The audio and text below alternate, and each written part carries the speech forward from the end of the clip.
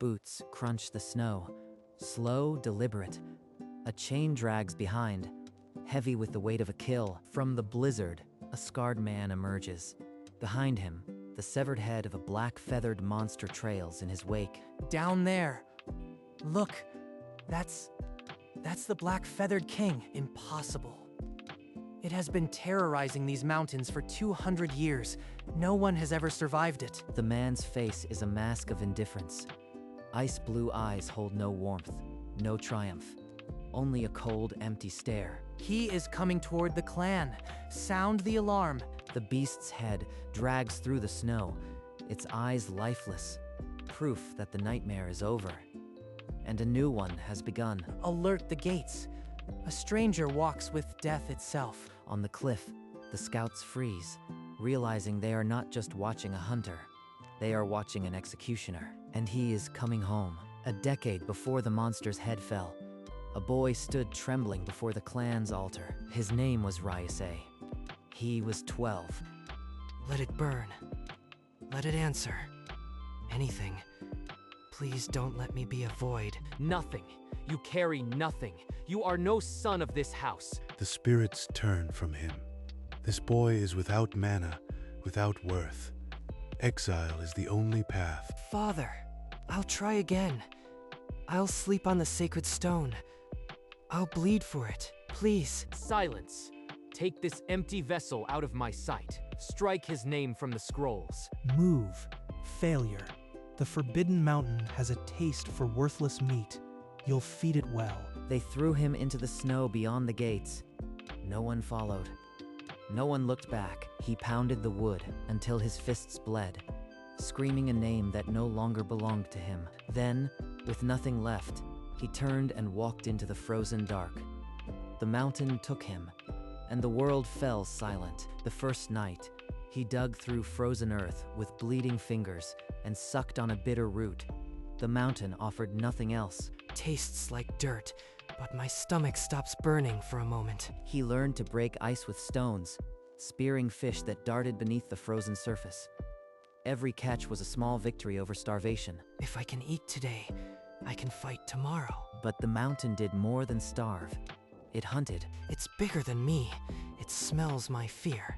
But I've got nothing left to lose. He killed it with a jagged stone, but the wounds festered. Delirium held him for a week while his young body fought to mend. Time blurred. 2 winters scoured him hollow, then 2 more. He grew lean, feral, a creature of snow and silence. But strength alone was not enough. The mountain's deadliest beasts still mocked his fists. He was surviving, not growing. I am still the same worthless boy. No power, no name, no future. What's even the point? On the 4th winter of his exile, a blizzard drove him against an icy cliff and through a crack no wider than his shoulders. A cave. If I'm going to freeze, it might as well be inside. He crawled into the silence and froze, not from cold, but from what sat against the wall. A dead man, but his sword still burns with something. He looks like he's been waiting. Beside the corpse, on a stone altar, lay a leather-bound manual, untouched by the decades. A training manual. From someone who died here. If I can read it, maybe I won't end up like him. He kindled a small fire and sat cross-legged, the book heavy in his lap. The first page was half frozen, but legible. I don't care if it takes 10 years. I'll learn every word in this book. The manual taught not strength, but flow.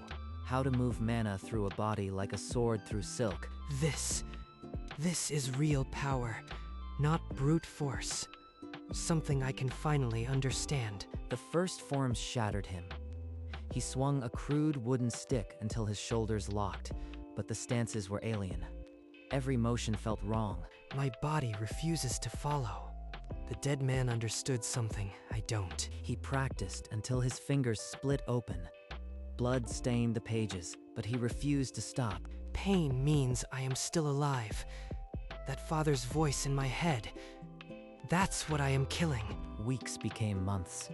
He emerged from the cave only to hunt, then returned to the manual.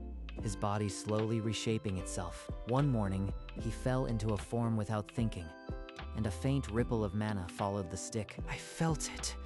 Just a whisper, but it was real. But the whisper cost him. That night his body seized, muscles tearing from the strain of channeling mana untrained. The manual warns, the body must be forged before the flame can be carried. I've only made a spark. He turned the page. The training demanded 6 more years. He closed his eyes and began again. 6 winters froze the cave's walls while Ryusei grew into the book's final chapters. The boy was gone. Every form is now memory. The dead man's voice is my own. He gathered the bones of a horned bear and ore from the frozen stream. For 3 days he hammered, never tiring. A weapon that doesn't break. The beast won't feel mercy. Neither will I. He meditated with the sword in his lap, mana swirling in visible currents. The manual's final techniques fused with his scarred body. The mountain has nothing left to teach. Only the king of beasts remains. The manual's yellowed pages ended with a single line. To leave this cave, slay the king. To be free, die here. I've already died here once. Now, I'll collect the debt this mountain owes me. He strapped the greatsword across his back and pulled his tattered cloak tight. The frozen wind greeted him like an old enemy. It's time. He walked a frozen canyon where even the wind had died. Old blood smeared the ice.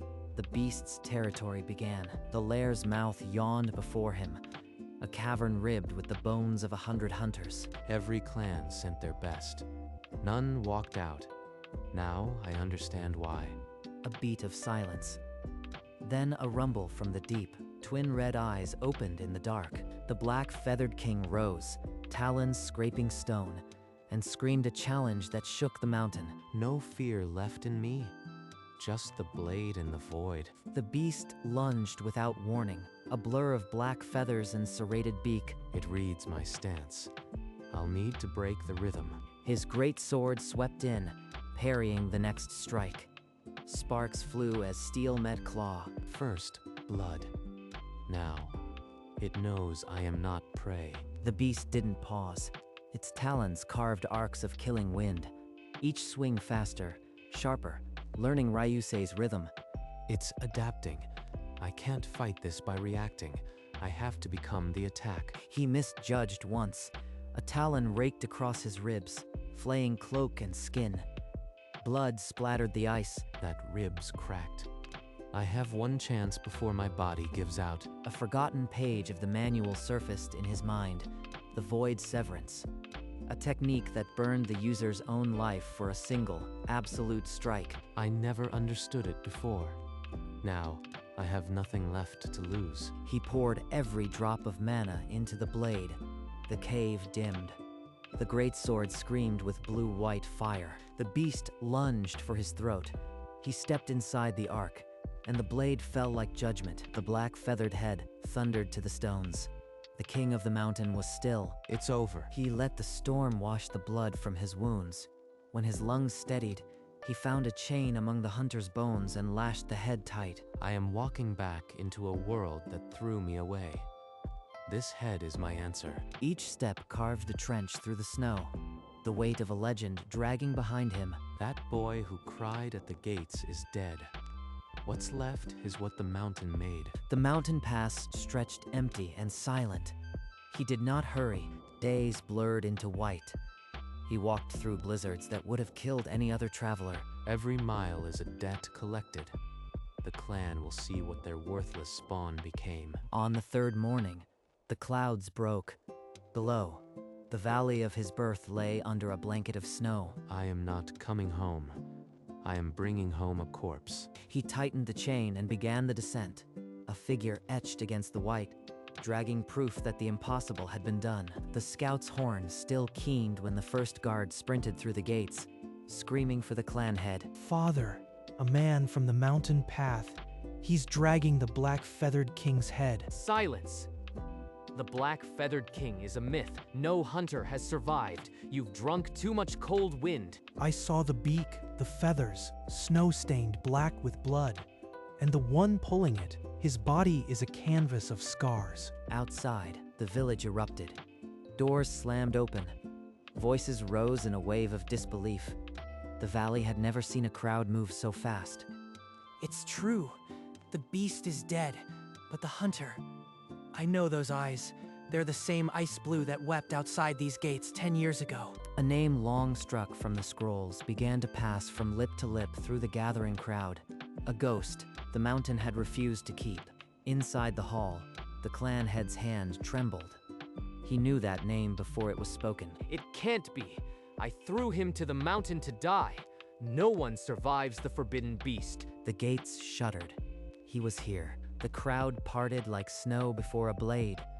Ryusei walked to the center of the square, the chain singing on the stones. With a flick of his wrist, the black feathered head slammed onto the cobblestones at his father's feet. You've done what no man could. Let the past be buried. Take back the name Ryusei. Stand as my son once more. That name died in the snow. I haven't come back as a son. I've come back as a verdict. He's refusing the headship. He's throwing away everything we hold sacred. I challenge you, clan head. Not for a name, for the truth that was stolen. Meet me in the circle. You insolent! You think killing a beast makes you equal to me? Guards. Hold. The right of challenge is ancient law. The clan head must answer. The father's face twisted. Fury, fear, and the first crack of humiliation. Ryusei turned his back, walking toward the dual circle. The clan held its breath. The dual circle was marked by old stone. The snow brushed away. Father and son faced each other as strangers. You think 10 years in the wild can match a lifetime of clan tradition? I'll show you what a true warrior is. His stance is sloppy. Age has made him slow. The mountain would eat him in a day. The father lunged with all his weight, a strike meant to end it in one blow.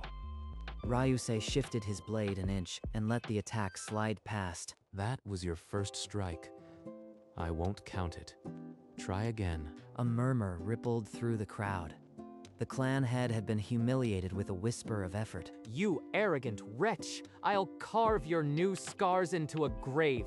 He threw a flurry of strikes, hacking, slashing, each one wilder than the last. Ryusei moved only to deflect, his greatsword a wall of calm. He doesn't even understand what he's fighting. This isn't a duel. It's a lesson. The clan watched the gap grow with each passing second. Their leader tiring, the outcast cold as the mountain he came from. The father's breath came in ragged gasps. Ryusei saw the opening, a half step too wide, a wrist turned wrong. The second strike. He spun the greatsword in a tight arc and struck the flat of his father's blade. The weapon tore free, spinning across the stones. No, impossible! Ryusei stepped in and brought the pommel down against his father's shoulder. Bones cracked, and the clan head crumpled to his knees. The greatsword settled against the father's throat. The entire clan froze, waiting for the death stroke. You once told me I was worth less than dirt, but killing you would prove you right. He lifted the blade. The father flinched, but Ryusei stepped back and let the point fall to the snow. The clan head knelt in the snow, broken. Ryusei looked down at him and spoke. I didn't learn to fight with sticks and stones. I found a master in the frozen dark. From his torn cloak, he drew a leather-bound manual. Its pages yellowed and crisp. He opened it to the first page and turned it toward the clan. A name from a forbidden past stared back. That crest, that name. It's been erased from our history for a century. Who are you? The elders leaned forward, faces white as ancient parchment. You know who wrote this. The mountain kept the ghost your forefathers tried to bury. The clan head's body folded. He sank deeper into the snow, as if the name itself bore weight. Where did you find that manuscript? Answer, boy. That knowledge died 100 years ago. His staff struck the cobblestones, and the sound shushed every whisper in the square. It's a forgery, carved by a bitter exile to weaken this clan. The man who wrote this founded this clan, then his own brother, your ancestor. exiled him and erased his name from everything.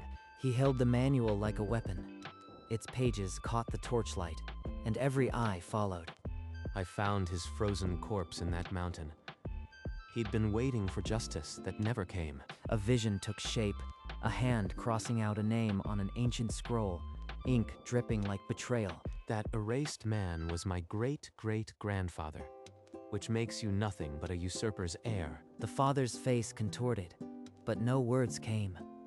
Only a shudder that shook his shoulders. Then our entire history, the sacred scrolls, all of it a lie? The crowd splintered. Some covered their ears. Others yelled for truth. You exiled me for being empty, but the hollow one was you. A house built on stolen stone. The father's head sank. No crown, no blade, only the crushing weight of a century of shame. Words can be twisted, but not this. From inside his cloak, he produced a sealed scroll, brittle with age, the wax crest still unbroken. This is the original lineage record, written by the true founder before his exile. He cracked the wax. A sound like a bone snapping cut through the silence. He unrolled the scroll with care, and as the ancient writing caught the torchlight, he read the words that had been hidden for a century. Here begins the bloodline of the clan's true root. First son of the mountain, founder of our house. The eldest elder shuffled forward, peering at the script. His whole body went still. The seal matches the lost archives. This is no forgery. It's the original. The father turned his face away, as if the sight of it burned. Now the whole clan knows. The blood you carry isn't righteous, it's stolen. Every breath you took as clan head was built on a brother's betrayal. I didn't come for the headship. I don't want your chair. I never did. You are the true blood. Take it. Lead us. We've been blind. The bloodline was lost the moment one brother erased another. I am no clan head. I am just the one who survived. The father, still on his knees, let out a sound that was neither sob nor word, just air leaving a hollow man. I came to drag the truth into the light. I've done that. There's nothing else. He turned his back on the clan, on the father, on the name that had been stolen and offered back too late. Then what will you do? Where will you go? Back to the mountain. It's the only home that never lied to me. The crowd parted, not with reverence, but with the instinct of survival. No one dared touch the man who had killed a king. The father's hand reached out, trembling, but his lips formed no plea. He was already a ruin. He did not stray. He walked to the clan altar, the sacred stone where his ancestor's name had been erased. He placed the scroll on the altar, careful as a grave offering. From a nearby brazier, he lit a stick of incense and stood it beside the truth. The smoke rose, straight into the falling snow. The father watched, his hand still reaching. But the fingers closed on nothing. No one stopped him. The elders were frozen. The crowd was breathless.